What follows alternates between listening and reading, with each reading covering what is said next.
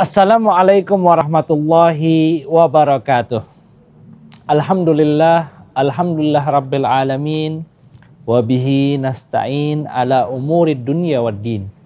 Allahumma salli wa sallim wa barik wa karim mu'adzim ala sayyidina wa maulana Muhammadin salatan yattasilu biha ruhul musalli alaihi bih wa ala alihi wa sahbih wa alaina ma'hum wa fihim birahmatika ya arhamar rahimin. Hai sobat ngaji, balik lagi di kajian Chill. Kali ini bersama saya Abdullah bin Ja'far Al-Habsyi. Kita akan membahas soal salah kaprah batal puasa Ramadan. Apa makna puasa? Puasa adalah al-imsaku anil mufattirat, menahan diri dari hal-hal yang membatalkan puasa. Biniatin makhsusah ala wajhin makhsus, dengan niat yang khusus dan sisi serta segi-segi yang khusus. Apa saja hal-hal yang membatalkan puasa? Hal-hal yang membatalkan puasa di dalam kitab Al-Yaqut An-Nafis dijelaskan ada 11 macam. Di antaranya yang pertama adalah masuknya sesuatu terhadap yang namanya rongga. Baik itu rongga mulut, rongga hidung, rongga kuping, dan lain sebagainya.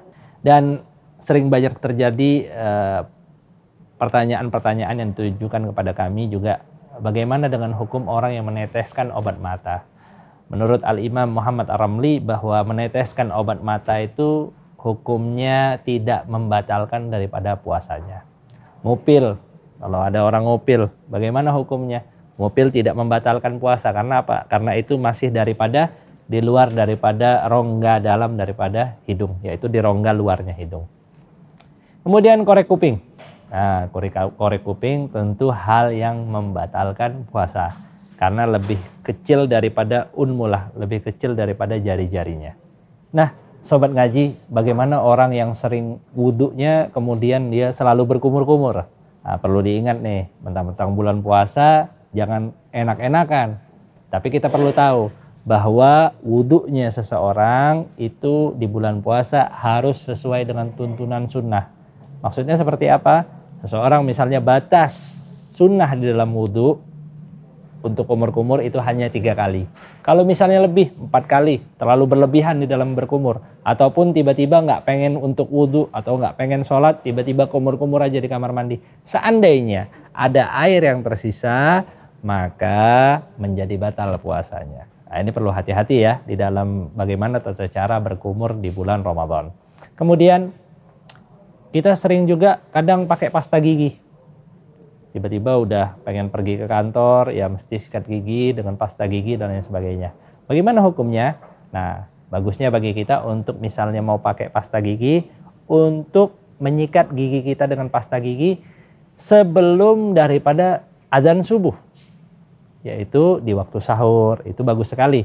Akan tetapi, jika sudah melewati daripada waktu subuh, yaitu sudah masuk daripada waktu puasa, maka kita perlu berhati-hati. Karena seandainya pasta gigi tersebut bercampur dengan dengan ludahnya kita dan dapat tertelan, maka menjadi batal daripada puasa kita. Dan seperti itu juga hukum mencicipi makanan. Mencicipi makanan itu apabila tidak tercampur dengan dengan ludah kita, maka menjadi boleh, tapi makruh. Hukumnya makruh. Tapi kalau seandainya daripada asar bekasnya daripada cicipan makanan tersebut bercampur dengan ludah kemudian masuk ke dalam rongga kita, akhirnya membatalkan daripada puasa kita. Bagaimana dengan kejadian-kejadian yang ada saat ini? Sebagaimana yang kita ketahui bahwa ketika kita ingin pulang kampung, ingin ke mudik dan lain sebagainya, kita harus menjalani yang namanya swab test. Swab antigen ataupun PCR atau rapid test. Bagaimana hukumnya? Rapid test tentu bukan hal yang membatalkan puasa, karena rapid itu bisa dilakukan di jari dan lain sebagainya, dan tidak masuk ke dalam rongga. Sedangkan swab antigen apabila masuk dan melewati daripada pangkal hidung, maka termasuk hal yang membatalkan puasa. Dan bagaimana tentang swab PCR? yang masuk sampai ke dalam rongga mulut, maka tentu hal tersebut adalah hal yang dapat membatalkan puasa. Apa solusinya bagi para sobat kajian Encil ketika ingin berpergian ataupun ingin mudik ke rumah? Hendaknya melaksanakan tes tersebut di waktu malam setelah daripada berbuka puasa, sehingga puasanya tetap sempurna dan dapat pulang ke kampung halaman dengan keadaan selamat dan sehat insyaallah ta'ala. Nah, sobat ngaji, bagaimana kalau kita diharuskan untuk suntik vaksin di bulan Ramadan? Sekarang sudah ada wajib vaksin bagi para karyawan, para tenaga kerja kesehatan dan lain sebagainya. Bagaimana hukumnya? Tentu seseorang yang suntik vaksin hukmul ibrah pada seseorang yang berpuasa, banyak sekali perbedaan para alim ulama. Tapi kami di sini mengambil ihtiyat, jaga-jaga. Karena walaupun suntikan vaksin tersebut tidak memberikan asupan, karena sesuatu suntikan ataupun jarum yang masuk ke dalam tubuh yang memberikan asupan seperti infus ataupun suntik vitamin C dan lain sebagainya, itu jelas sudah membatalkan puasa. Sedangkan vaksin itu hanya merangsang kondisi tubuh kita agar kita kebal terhadap virus. Bagaimana hukumnya vaksin? Di sini Al-Habib Muhammad bin Ahmad bin Umar Asy-Syatiri, beliau menyatakan agar para masyarakat lebih ihtiyat, seandainya disuntikan vaksin juga hendaknya ia mengqadha. Misalnya 1 hari ataupun 2 hari, karena vaksin sekarang kan 2 tahapan, tahapan pertama dan tahapan kedua. Jika terjadi di bulan Ramadan, hendaknya juga untuk mengqadha daripada puasanya tersebut. Walaupun ada juga perbedaan pendapat ulama yang mengatakan bahwa suntikan vaksin itu tidak memberikan asupan sepenuhnya, akan tetapi hanya merangsang tubuh. Silahkan bagi antum untuk mengambil daripada pendapat para alim ulama ini. Tapi kita dianjurkan oleh guru-guru kita untuk ihtiyat, yaitu berjaga-jaga. Takutnya puasa kita batal. Wal qai, maksudnya di sini adalah tolabul qai. Seseorang muntah dan ingin memuntahkan. Muntah dengan sengaja. Muntah dengan sengaja ini termasuk hal yang membatalkan puasa. Kemudian yang ketiga adalah al-jima, yaitu berhubungan badan. Kemudian yang keempat, khurujul mani bimubasyarah bisyahwah ma'al amad wal ikhtiyar. Mengeluarkan mani dengan sengaja. Kemudian jika seorang laki-laki mimpi basah, apakah puasanya batal atau tidak? Seseorang yang mimpi basah itu tidak membatalkan daripada puasa. Karena apa? Karena mimpi tidak datang dengan kesengajaan. Karena mimpi sesuatu yang tidak disengaja, melainkan itu datang daripada adghatsu ahlam, daripada bunga-bunga mimpi tersebut. Yang kelima, wal junun walau lahdhatan.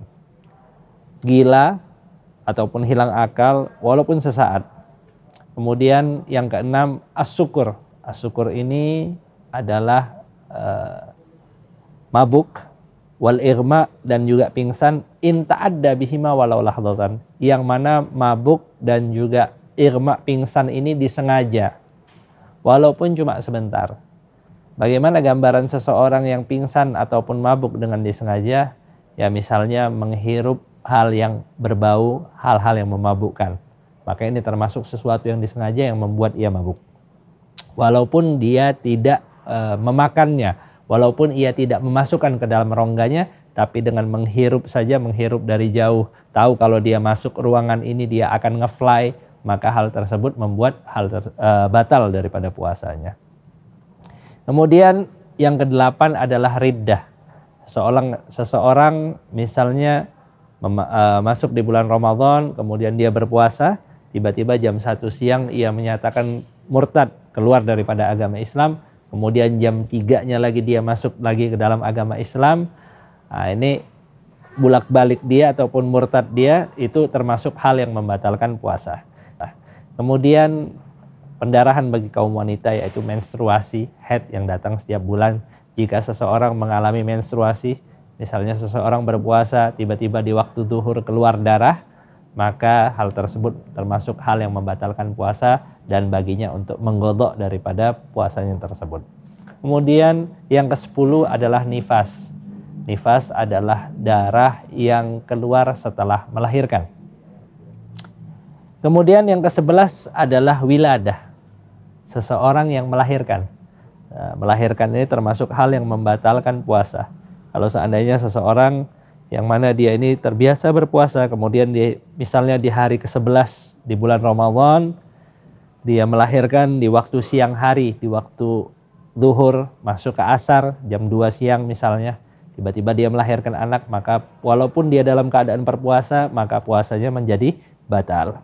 Nah, perlu kita ketahui, selain kita menjaga kesempurnaan ibadah puasa kita perlu juga menjaga kesempurnaan pahala daripada ibadah puasa kita.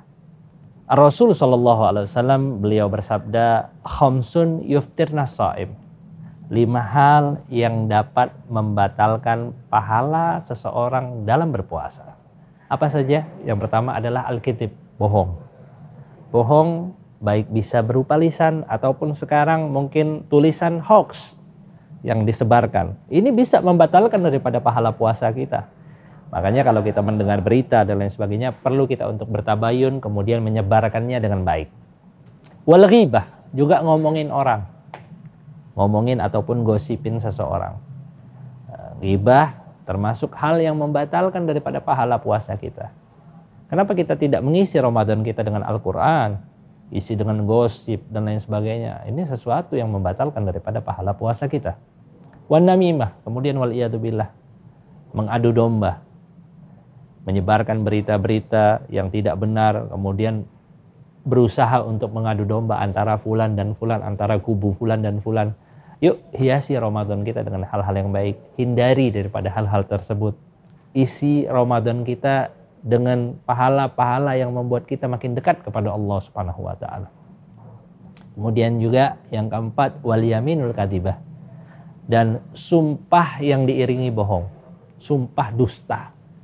Sumpah dusta, seseorang bersumpah mengatakan, wallahi, sumpah demi Allah, aku telah melakukan ini, telah melakukan ini, telah melakukan ini, padahal dia tidak melakukannya. Nah, ini berhati-hati di bulan Ramadan untuk menjaga sumpah dusta di bulan Ramadan dapat membatalkan daripada pahala puasa kita. Kemudian yang kelima adalah an-nadhar bisyahwah, memandang kepada yang tidak halal, kepada lawan jenis dengan pandangan syahwat. Ini tentu akan membatalkan daripada pahala puasa kita. Akhirnya apa yang tersisa daripada puasa kita? Hanya lapar dan haus. Tentu kita tidak menginginkan itu semuanya. Kita berharap mudah-mudahan Ramadan ini menjadi Ramadan yang sempurna bagi kita semuanya, dan kita dapat menuntaskan daripada Ramadan ini, dan Allah Subhanahu wa taala menggolongkan kita di dalam golongan al-utaqa minan nar, orang-orang yang terbebas dari api neraka. Mudah-mudahan Allah Subhanahu wa taala menjadikan kita hamba-hamba terbaik melalui daripada bulan Ramadan yang mulia ini. Assalamualaikum warahmatullahi wabarakatuh.